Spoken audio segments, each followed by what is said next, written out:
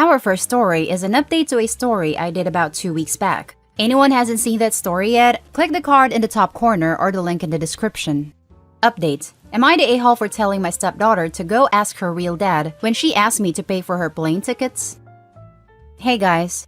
It's been a good 2 weeks since I've posted and I figured you guys would like an update. A lot has happened since the last time I posted. So that night, I did what many of the comments suggested I do, which was to apologize. I told her that I'm sorry, that implying that I'm not her real father, but like it or not, that I consider her my daughter, that I loved her and will always be there for her. She started to cry and sob uncontrollably and said, why doesn't he, her biological father, love me? I held her and told her she didn't need to fight for his approval. I also apologized for looking through her phone, that I've come to accept that it's not an appropriate punishment for a teenage girl, and I was going to find other alternatives. Lastly, I brought up therapy, and while she was hesitant at first, I let her know it was nothing to be ashamed of, that everything she said at therapy would be entirely confidential, and that it could help to have a confidant to help her sort through her feelings. She sat on this for the day, but the next day let me know that she was ready, so I set up the soonest appointment, which was last Friday and her second appointment this afternoon. It's only been a week, so I don't want to get too optimistic, but honestly, I feel like I'm noticing an improvement already. She's actually been engaging back in small talk, when normally she wouldn't give me the time of day. She's been following all the rules, coming home at a reasonable hour. She's been less withdrawn and more social even, to the point where her brother commented on the change today. But the most exciting news of them all is when getting out of the car on her way home from therapy. She said, and I quote, "Thanks, Dad." She's never called me Dad before, so honestly, I've been riding off that high for the last 2 hours. I'm not delusional enough to think everything's peachy, but honestly, the behavior changes in the last week was the most progress we've had since, well, ever. I'm cautiously optimistic going forward. Thanks again everyone for your comments, especially the ones who gave me the kick in the butt I needed. Now let's jump to the top comments of this post. I commented on your first post. Very happy to see this heartfelt update. I personally thought that you were, for the most part, not the a-hole, but still good on you for taking criticism so well and using that to strengthen your relationship with your daughter. A lot of people in your shoes would not have handled it as well as you did. Hoping life is easier on your going forward. Take care, dude. Just went back to the old post. Your comment was actually the one that convinced me that even if I was right, doesn't mean I shouldn't be the adult in the room and apologize. Thank you for your comment. I truly haven't felt this optimistic in a long time. Thank you so much for the update. I was an original commenter too. I told you she was taking it out on you because she knew she could depend on you. I mentioned what my own stepfather said to me. Know that calling you Dad was planned long in advance and took every ounce of her courage to speak that word and pretend it was casual. You are a good man and a great dad. Yes, I definitely remember your post. I appreciate your comment. It was very insightful. But the most exciting news of them all is when getting out of the car on her way home from therapy. She said, and I quote, "Thanks, Dad." She's never called me Dad before, so honestly, I've been riding off that high for the last 2 hours. I'm smiling while reading this. Don't worry, I'm smiling every time I reread this too.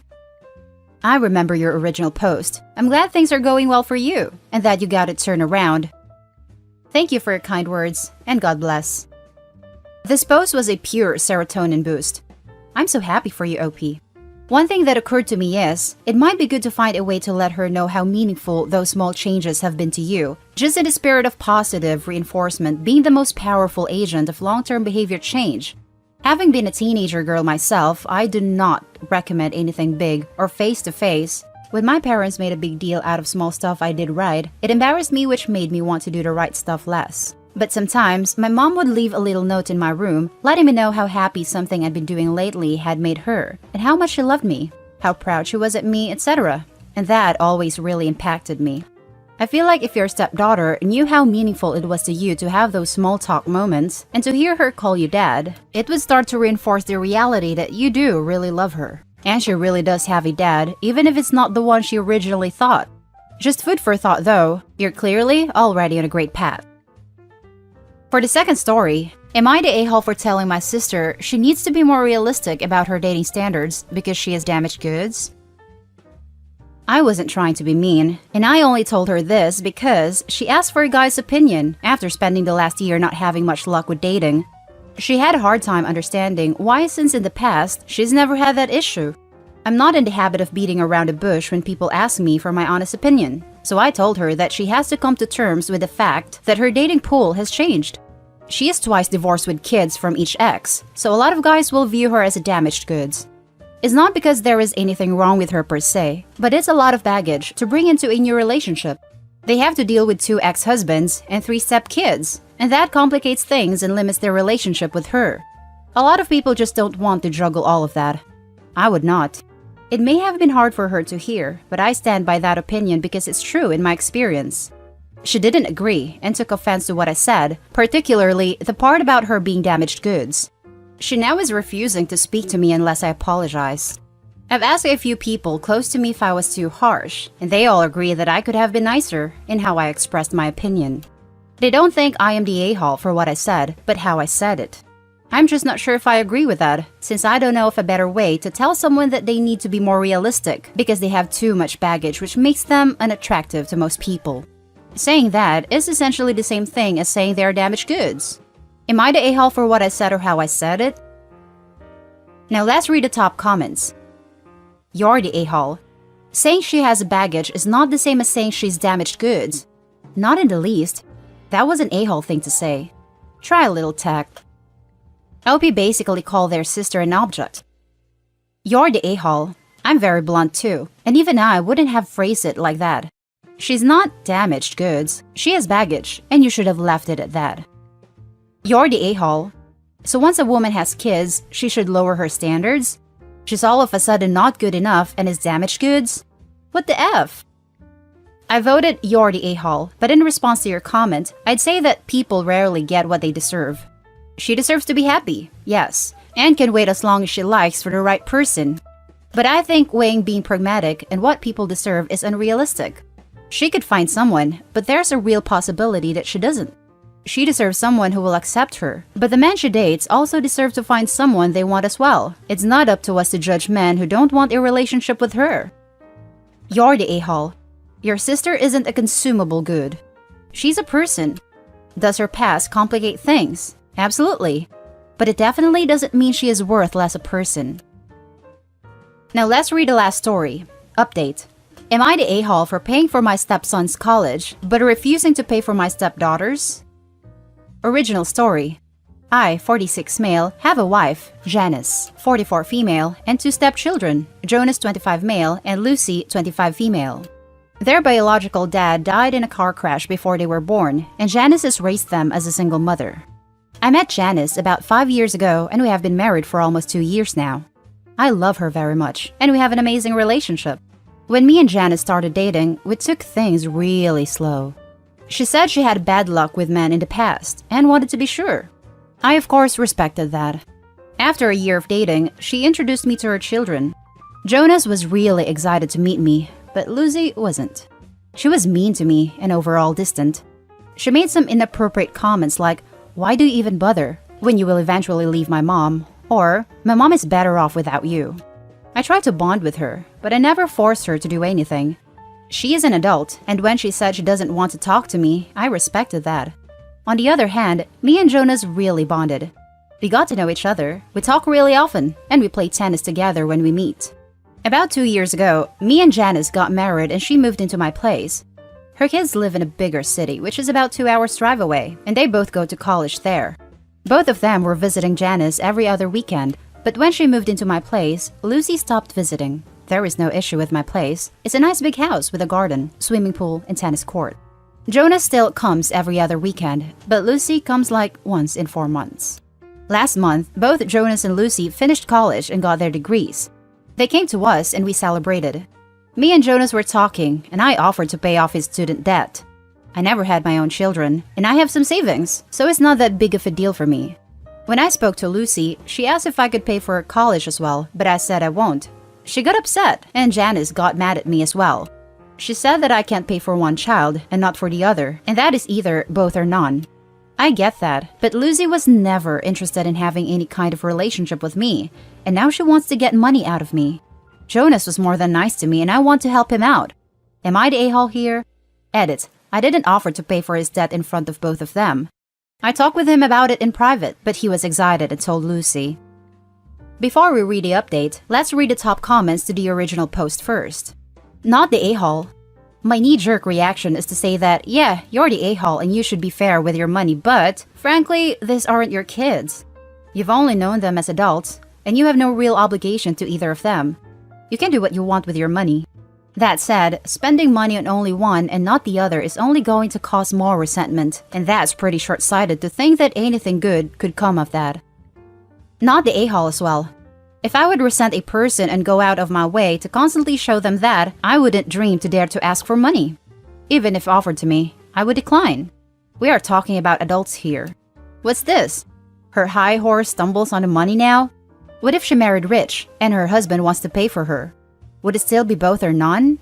I'm sure she is jealous at the thought of her brother being debt-free and not her, but life is not fair and neither was she to Opie. So, time for a hard lesson in my opinion. No a-holes here leaning towards you're the a-hole, but there is a fair chance that this will damage your marriage. They're not your kids, but they're Janice's, and I can imagine that it would hurt her to see you favor one over the other, even if that is justified based on your much closer relationship. You really should have discussed this with your wife before making any kind of commitment. You're right, I should have discussed it with Janice, but I didn't plan this. I was talking to Jonas about his future plans and stuff, and I was really proud of him for getting that degree because he chose a really hard major and worked his butt off to get it, so I offered to pay off his debt so he can focus on getting a job he likes and a nice home. Here's a little clarification from Opie. I would just like to clarify something. When I offered Jonas to pay off his debt, I didn't expect that Lucy would ask me to do the same for her. Over the years, she has told me many times that she doesn't approve of my relationship with her mother and that she doesn't like me. I recognize that she has some trauma from her mother's past relationships, but I have done nothing wrong to her, and she doesn't need to take it out on me.